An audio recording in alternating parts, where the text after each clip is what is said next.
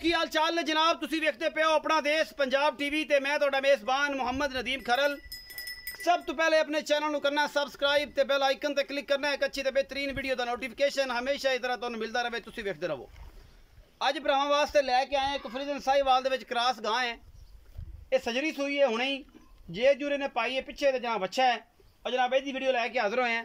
अगर वीडियो अच्छी लगे वीडियो को लाइक शेयर ते कमेंट जरूर करें जी और अपनी राय नाल जरूर आगाह करें जी। जनाब मेरा कैमरामैन तुहानू गां खांदा है, मालिक नाल गल्लां करांगे सारियां साझियां।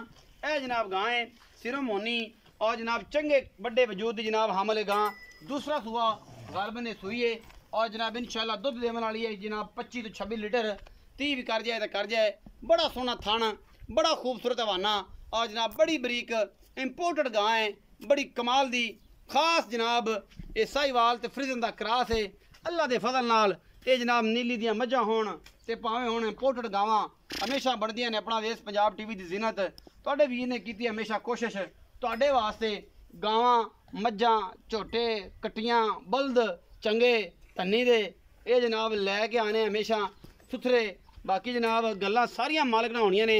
ये हुणे ही सूई है, पिछे ते जनाब हैगा बच्छा बई जेर जूरे ने लईए पा, बोला शला जे कोई नहीं कढ़िया।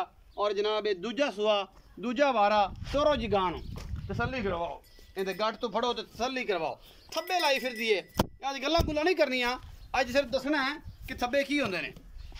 मेले लाई फिरदी है जी, फड़ो जी गट ते लै चलो अगे वट्टो वट अल्लाह दे फजल नाल। ये जनाब थब्बियां दे बहाने गल्लां नाल नहीं, बच्चा विखावांगे आखिर ते कैमरे की निगाह दे विच कोई कोताही नहीं छड्डदी।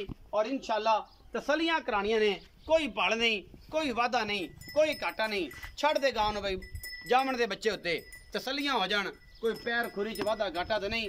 माशाल्लाह बड़ी इंपोर्टेड गां है, क्रॉस है साहिवाल दा और जनाब फ्रीजन ते आस्ट्रेलिया दा। ये तिन्ना चीज़ों का क्रॉस है। गां नूं कोई गर्मी नाल नहीं, कोई सर्दी नाल नहीं। ए जनाब ओहदा बच्चा पिया है, विखाने हैं तुहानूं। ये जनाब गां माशाल्लाह बड़ी आउट क्लास है अल्लाह दे फजल नाल। बाकी लेने देने हमेशा ही तरह मुकद्दर ने।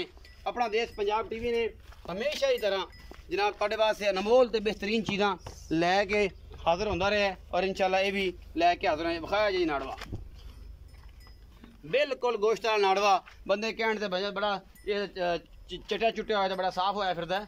ते जनाब ऐसी कोई गल नहीं। ये जनाब हुणे सूई है। आओ जी किन्ने आना है?